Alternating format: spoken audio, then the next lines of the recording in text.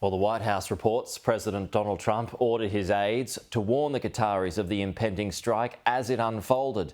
The US government says it was notified by the US military and had no prior warning from the Israelis. Let's go to Washington correspondent Annalise Nielsen now. Annalise, so what else has Donald Trump had to say in response to this attack?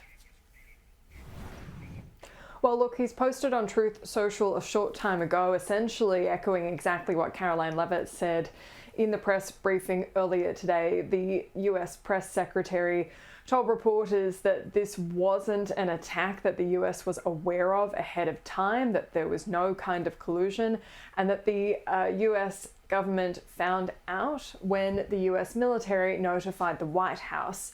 And when that notification was made, Donald Trump ordered his special envoy, Steve Witkoff, to notify the Qataris immediately. It seems like that did come after that missile landed at what's reported to be quite a residential area where this house was that was house to these Hamas leaders.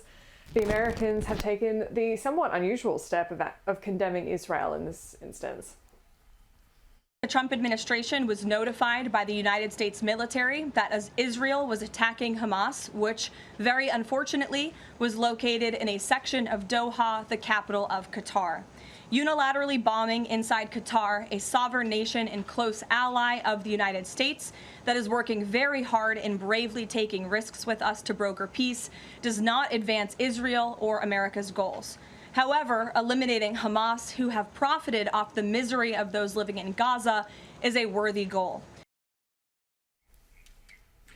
So the press secretary, they're addressing what happened and also what's going to happen next. The additional detail in Donald Trump's Truth Social post was that he had given additional orders to Secretary of State Marco Rubio, to make sure that there's expedited talks with the Qataris, who've been working with the US to try and come to some resolution with the war in Gaza. What we have also seen is they're very much on the front foot with trying to make contact with the Qataris. The president views Qatar as a strong ally and friend of the United States and feels very badly about the location of this attack. President Trump wants all of the hostages in Gaza and the bodies of the dead released, and this war to end now. President Trump also spoke to Prime Minister Netanyahu after the attack. The Prime Minister told President Trump that he wants to make peace, and quickly. President Trump believes this unfortunate incident could serve as an opportunity for peace. The president also spoke to the Emir and Prime Minister of Qatar and thanked them for their support and friendship to our country. He assured them that such a thing will not happen again on their soil. The Qataris in particular have been quite critical of the timing of the notice. They are under the impression from the comments from the United States that they're trying to present a scenario which the US gave more warning to the Qataris. The Prime Minister of Qatar said that that's simply not true. The first call we had from an American official was at 3:56, which is 10 minutes after the attack. And after that, President Trump has spoken with His Highness the Emir.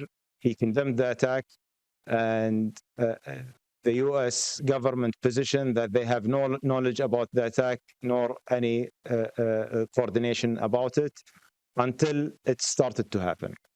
Now, when they got the alert, when the alert has reached us, that's an information that I don't know right now.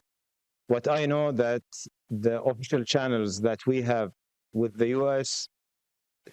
Got notified by the U.S. after the attack by 10 minutes.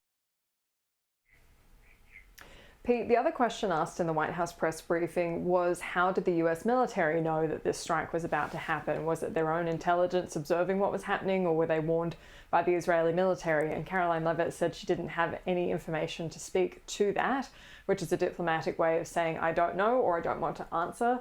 So there is that possibility that there was more of a forecast in that situation. The US is obviously playing that down, and with the timing of this, that it came about 10 minutes after it landed, it does seem to lean more towards the suggestion that this is something that the US observed happening and they weren't given any full warning. Annalise Nielsen, thank you.